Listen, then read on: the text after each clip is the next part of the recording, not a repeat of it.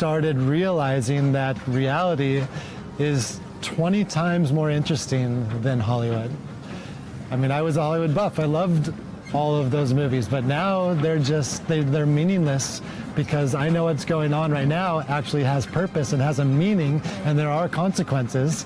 And once this story is told on what's happening in the world right now, and all of the powers that be battling each other, it will be the greatest story ever told. Like, for instance, I saw something on History Channel talking about how the CIA helped Disney buy all the swampland in Florida. Well, why on earth would they do that? His lawyers in charge of purchasing the parcels had served in military intelligence during World War II and knew how to keep a secret. And they used several different companies, none with Disney's name, to acquire the properties.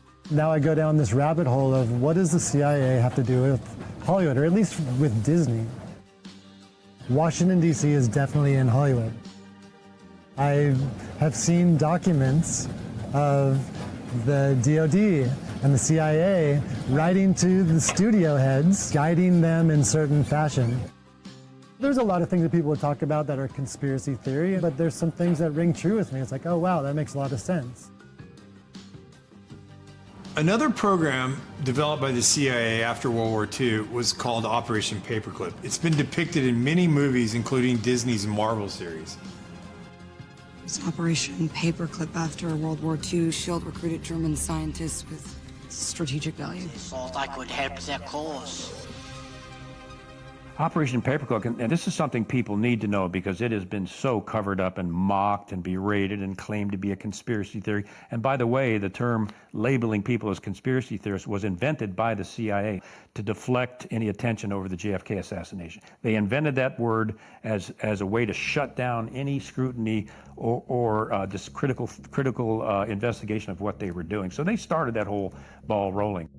In terms of Operation Paperclip, it is documented. There's absolutely no question about it.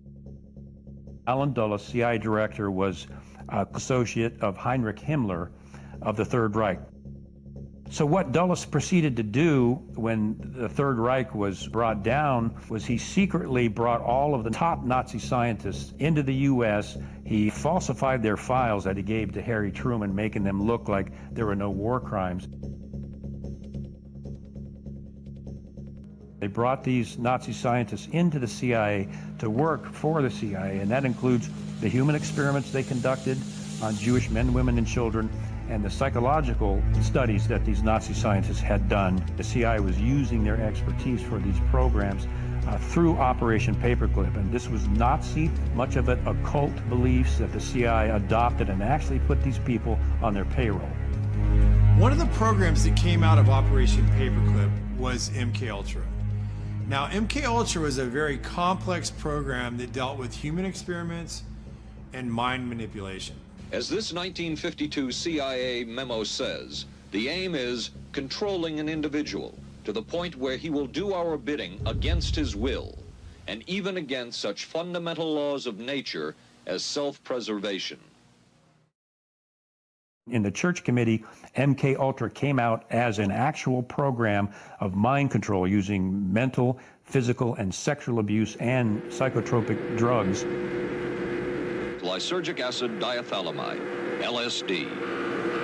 It was one of the first times that anybody had run into a powerful drug that was different than anything else that they knew anything about.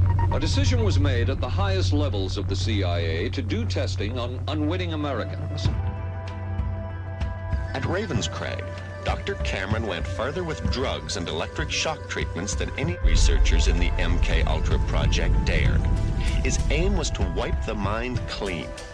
Then he would implant new messages by forcing the patient to listen to a hypnotic repetition as many as 250,000 times.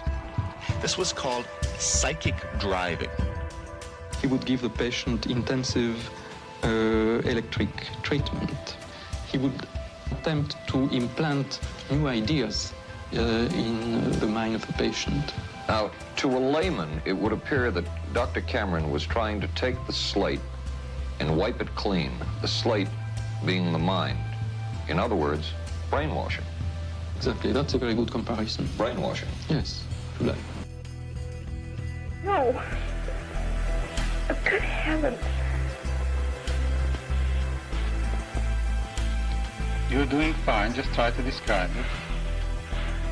Oh, you don't know.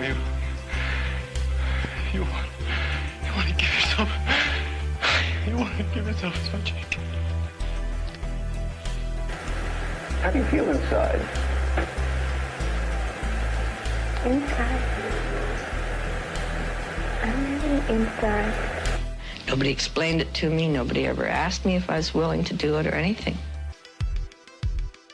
They put me on sleep treatment. And they kept you asleep for 23 days.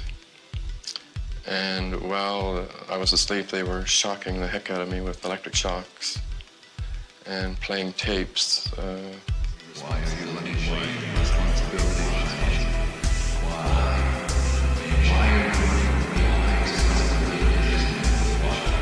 It was really like a concentration camp.